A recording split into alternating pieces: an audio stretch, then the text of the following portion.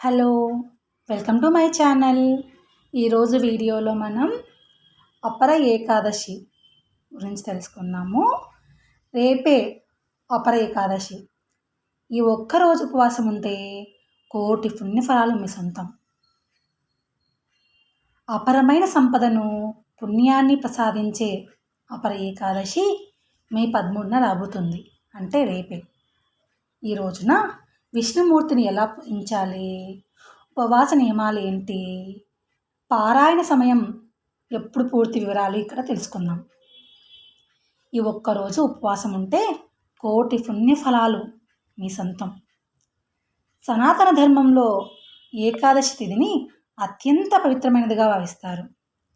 ప్రతి నెల వచ్చే 2 ఏకాదశులు శ్రీ మహావిష్ణువుకు ప్రీతిపాత్రమైనది. అయితే వైశాఖ మాసం కృష్ణపక్షంలో వచ్చే ఏకాదశిని అపర ఏకాదశి అని పిలుస్తారు.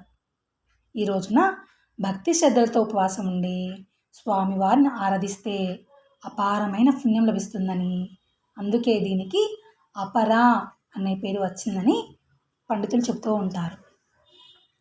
తెలుగు రాష్ట్రాల్లో దీనిని అచల ఏకాదశి, భద్రకాళి ఏకాదశి అని కూడా పిలుస్తూ ఉంటారు. ప్రతి ఏటా తిథుల హెచ్చుతగుల వల్ల ఏకాదశి ఏ రోజు జరుపుకోవాలి అనే సందిగ్ధత భక్తుల్లో నెలకొని ఉంటుంది కదా. అంటే 2026 సంవత్సరానికి సంబంధించి పంచాంగకర్తలు అపర ఏకాదశి తేదీని ఖరారు చేశారు. ఏకాదశి ప్రారంభం మే 12, 2026 మధ్యాహ్నం 2:52 తిథి మొదలైంది. ఏకాదశి ముగింపు మే 13, 2026 మధ్యాహ్నం 1:29 తిథి ముగుస్తుంది. శాస్త్రం ప్రకారం ఉదయ తిథికి ప్రాధాన్యత ఉంటుంది కాబట్టి మే 13 బుధవారం రోజున అపర ఏకాదశి వ్రతాన్ని ఆచరించాలని ఆధ్యాత్మికవేత్తలు సూచిస్తూ ఉన్నారు.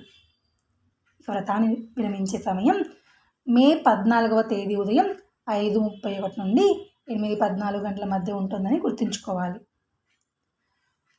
ఇక లేట్ చేయకుండా మనము అపర ఏకాదశి విశిష్టత గురించి తెలుసుకుందామా. ఈ ఏకాదశి వ్రతం ఆచరించడం వల్ల కలిగే ఫలితం గురించి పురాణాల్లో గొప్పగా వివరించారు. అపర ఏకాదశి రోజున విష్ణుమూర్తిని పూజించడం వల్ల బ్రహ్మహత్య, పాతకం వంటి దోషాలు సైతం తొలగిపోతాయి అని పురాణాలు పేర్కొంటూ ఉన్నాయి. కురుక్షేత్రంలో స్నానం చేయడం లేదా కాశీలో పిండ ప్రదానం చేయడం ద్వారా వచ్చే పుణ్యంతో ఈ ఏకాదశి వ్రతాన్ని పోలుస్తారు. ఆర్థిక ఇబ్బందులతో సతమతయ్యేవారు, మానసిక ప్రశాంతత కోరుకునేవారు ఈ రోజున ఉపవాసం ఉండడం వల్ల సానుకూల ఫలితాలు కనిపిస్తూ ఉంటాయి. రేపు అపర ఏకాదశి నాడు ఉపవాసం ఉంటే ఎంతో పుణ్యం లభిస్తుంది. ఈ ఏకాదశి వ్రతాన్ని ఆచరిస్తే బ్రహ్మహత్య, పాతకం నుండి, ఘోర పాపాల నుండి కూడా విముక్తి కలుగుతుంది. కురుక్షేత్రంలో గంగానది తీరాన స్నానం చేసినంత పుణ్యం వస్తుంది. కార్తీక మాసంలో పుష్కర స్నానాలు చేసినంత పుణ్యం కంటే ఎక్కువే లభిస్తుంది. ఏకాదశి వ్రతం చేయడం వలన అశాంతి, ఆర్థిక ఇబ్బందుల నుండి బయటపడవచ్చు. ఏకాదశి వ్రతం వల్ల వచ్చే పుణ్యం చాలా ఎక్కువ అని శ్రీకృష్ణ పరమాత్మ వివరించారు. ఈ పవిత్రమైన రోజున భక్తులు అనుసరించాల్సిన పద్ధతులు ఇవే. సూర్యోదయానికి ముందే నిద్రలేచి తల స్నానం చేయాలి. పసుపు రంగు వస్త్రాలు ధరించడం విష్ణువుకు ప్రీతికరం. దేవుని గదిని శుభ్రం చేసి దీపారాధన అనంతరం శ్రీహరిని స్మరిస్తూ వ్రత సంకల్పం తీసుకోవాలి. విష్ణువుకు తులసి దళాలు అంటే మహా ఇష్టం కాబట్టి పూజలో తులసిని తప్పనిసరిగా వాడాలి. పండ్లు, పాయసం నైవేద్యంగా సమర్పించవచ్చు. రోజంతా విష్ణు సహస్రనామ పారాయణం చేయడం లేదా ఓం నమో నారాయణాయ అనే మంత్రాన్ని జపించడం వల్ల మన మనసు చాలా ప్రశాంతంగా ఉంటుంది. సాయంత్రం వేళ తులసి కోట వద్ద నెయ్యితో దీపం వెలిగించడం వల్ల ఇంట్లోని ప్రతికూల శక్తి తొలగిపోతుంది. ఏకాదశి వ్రతం అంటే కేవలం ఆహారం మానుకోవడమే కాదు, ఇంద్రియాలను అదుపులో ఉంచుకోవడం కూడా. ఎవరిపైనా కోపం ప్రదర్శించకుండా సాత్విక భావంతో ఉంటూ పేదలకు దాన ధర్మాలు చేయడం వల్ల ఈ వ్రత ఫలితం సంపూర్ణంగా లభిస్తుంది.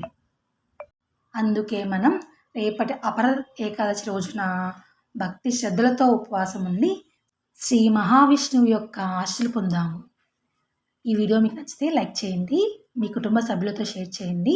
ఇలాంటి మరిన్ని భక్తి వీడియోల కోసం నా ఛానల్ సబ్స్క్రైబ్ చేయడం మర్చిపోవద్దు. అదేవిధంగా కమెంట్లో జై శ్రీమన్నారాయణ అని కమెంట్ చేయండి. Thank you.